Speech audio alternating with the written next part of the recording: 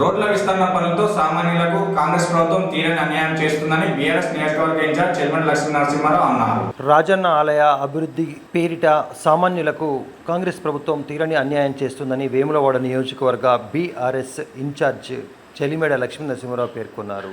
రాజన్న ఆలయ అభివృద్ధిలో కేవలం పేరు కోసం మాత్రమే తప్ప సామాన్యులకు ఎలాంటి లాభం చేకూరడం లేదని సందర్భంగా ఆయన పేర్కొన్నారు.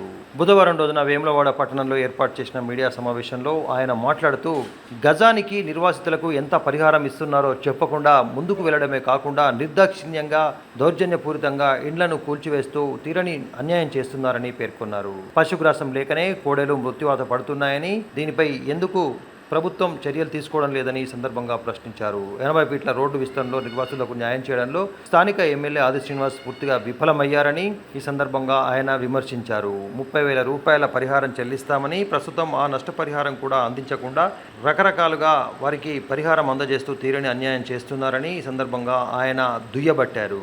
గతంలో బీఆర్ఎస్ ప్రభుత్వం అభివృద్ధికి శ్రీకారం చుడితే ప్రస్తుత కాంగ్రెస్ ప్రభుత్వం ఆచరణలో మాత్రం ఎలాంటి పొంతన లేకుండా అభివృద్ధి పేరిట కూల్చివేతలకు పాల్పడుతుందని సందర్భంగా అన్నారు. ఇప్పటికైనా స్థానిక ఎమ్మెల్యే అభివృద్ధిపై చిత్తశుద్ధి ఉంటే నిర్వాసితులకు తగిన పరిహారం చెల్లించాలని డిమాండ్ చేశారు. ఆయన వెంట బీఆర్ఎస్ నాయకులు పొలాస నరేందర్, నిమ్మశెట్టి విజయ్, కుమ్మరి శ్రీనివాస్, కొండ కనకయ్య, గుడిసె సదానందం, కందుల క్రాంతికుమార్, నరాల శేఖర్, గోలి మహేష్, బంగాల శ్రీకాంత్ గౌడ్ తదితరులు ఉన్నారు. గత 10 సంవత్సరాలు ఏ అభివృద్ధి కూడా చెందలేదు అని పదే వారు ప్రెస్ మీట్లో చెప్తా ఉన్నారు. మన వేములవాడ ప్రజల ఆకాంక్షను నేనే నెరవేరుస్తున్నా అని ఓ పక్కన చెప్తుంటే ఈ రోడ్ వైండింగ్ విషయంలో, ఇంకో పక్క మరి నిర్వసితులు ఎప్పుడైతే బాధితులు ఎప్పుడైతే పోతున్నారో వారికేం చెప్తున్నారంటే పాత గవర్నమెంట్లో ఉన్న జీవో ప్రకారమే నేను ముందడి కొనసాగుతున్నా అని వారికి చెప్పడం జరుగుతుంది. ఇవాళ మీరు ఈ 15 అక్టోబర్ 24 జరిగిన ఈ మీటింగ్లో ఆర్డీఓ గారి సమక్షంలో వీళ్ళందరికీ కూడా 30,000 రూపాయలు మేము ఇస్తాము గజానికి అని చెప్పడము, దాని తర్వాత ఇవాళ మరి వారికి ఎస్టిమేట్ చేసి డబ్బులు ఇస్తా అని చెప్పడం జరిగింది. దానికోసం 35 కోట్లు మరి అప్పుడు మేము తీసుకుంటడం జరిగింది. ఇవాళ ఎవరైతే బాధితులు ఉన్నారో ఆర్డీఓ ఆఫీస్ పోతే ఆర్డీఓ కలుస్తలేరు, కలెక్టర్ దగ్గర పోతే కలెక్టర్ ఆయన కలుపు అంటున్నారు. ఆ ఆర్డీఓ గారు ఎక్కడ కూర్చుంటారు ఎవరికి అర్థమైతలేదు.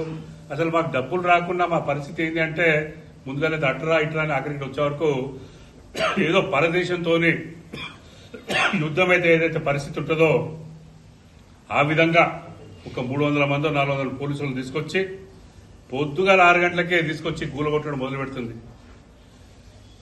ఈ చర్యను మేము బీఆర్ఎస్ పార్టీ తరఫున తీవ్రంగా ఖండిస్తా ఉన్నాం. అడుగుతా ఉన్నా మీ ద్వారా ఇలా అభివృద్ధి అని మీ అభివృద్ధి మాడతాం. సంవత్సరంలో ఈ చిన్న రోడ్డు అది కూడా వేసే చేతనైతుందా మీకు? అదే మరి బద్దిపోచమ్మ గురించి 6.5 కోట్లు వెచ్చించి ఇవాళ గుడి ప్రారంభిస్తే 2 కోట్లు 2.5 కోట్లు కాంట్రాక్టర్ చేసి ఇవాళ దాన్ని ఎందుకు చేయలేకపోతున్నారు? మీరు ఒకసారి ఆలోచించండి. అలా మీకు ఇదివరకు కూడా మేము సూచించాం, ఓ పైలట్ ప్రాజెక్ట్ తీసుకోండి, ఈ మెయిన్ టెంపుల్ డిస్టర్బ్ చేసే ముందు ఇది పైలట్ ప్రాజెక్ట్ తీసుకోండి. ఆ కాంట్రాక్టర్ 2 కోట్లు 2.5 కోట్లు బిల్లులు ఇవ్వలేదు కాబట్టి మరి ఆయన ఫర్దర్ గా పని చేస్తాడని మాకు ఇన్ఫర్మేషన్ ఉంది. మరి వారి కాంట్రాక్ట్ ఇచ్చి ఎన్ని రోజుల్లో కంప్లీట్ చేస్తారో చూసిన తర్వాత మరి ఆ పెద్ద గుడిని చేయాలని నేను మీ ద్వారా మీకు చెప్తా ఉన్నాను. మళ్ళీ ఒక్కసారి మేము రిక్వెస్ట్ చేస్తా ఉన్నాం. ఇలా నిర్వసితులకు వాళ్ళు చాలా దుఃఖంతో బాధతో ఉన్నారు.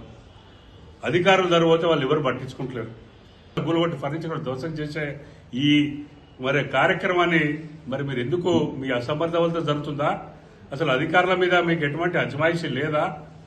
మీకు ఇంట్రెస్ట్ లేదా ప్రజల పైన? అందుకని దయచేసి పేద ప్రజలు, వ్యాపారస్తులు, చాలా మంది ఇండ్లున్నాయి, వాళ్ళందరినీ కూడా పిలుచుకొని వారికి తగు న్యాయం చేయాలని మీ ద్వారా డిమాండ్ చేస్తా ఉన్నాం.